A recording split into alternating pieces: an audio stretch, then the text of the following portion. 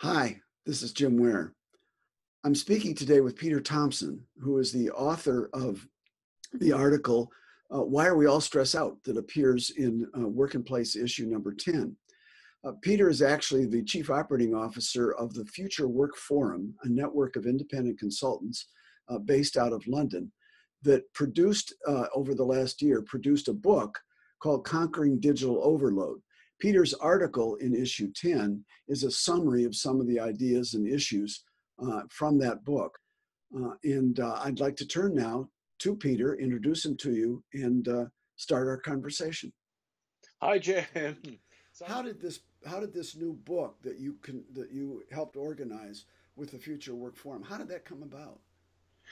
Well, Jim, it was interesting because one of the network of consultants known as the Future Work Forum, one of our guys in Switzerland, as it happens, had a client who said, we've got this problem of all our people getting stressed out with technology, and we kind of thought that technology was supposed to help them with their work, help them with their work-life balance, bring sort of relief, and yet it's kind of invading their privacy. It's doing the opposite.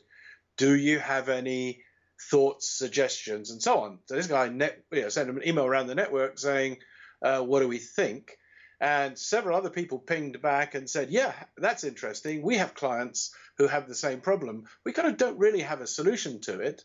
There are one or two companies who are trying to deal with the symptoms by cutting back on the emails, by turning the servers off at the weekends and stuff like that, which was all just dealing with symptoms, not the cause. But nobody really had looked at the cause. So we said, right, let's kind of get our ideas together on what that could be and see if we've got enough combined effort between us to put it into a book if there's that much. And that's how the idea started.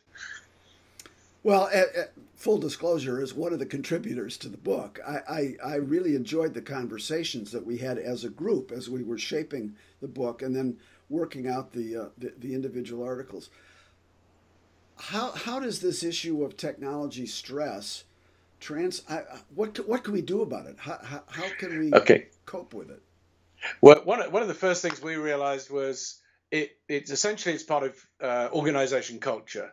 And hence the book, I think just the subtitle on the book is Leadership Strategies That Build Engaging Work Cultures. We had to get the words engaging, strategy, and leadership into the subtitle because we said, who's the target market for this? And we reckon that the corporate problem is one that is essentially being set from the top. So leaders need to be conscious of it. And it's something that's filtering down the organization as part of the culture. But it's like most cultural things, it's very difficult to get your hands around, yet it is very much tangible to the individual employees. So we find in organizations that the leaders are not saying, I expect you to answer all your emails at weekends, to take your laptop on vacation. But there are subtle signs, like the directors send out their emails at weekends, and they say they don't expect a reply, but the guy that does reply ends up getting ahead of the others. And so without realizing it, there's some behavioral stuff that was going on from leaders. And we felt that it was a part of a slightly bigger picture, which is taking care of your workforce is something that every leader would subscribe to.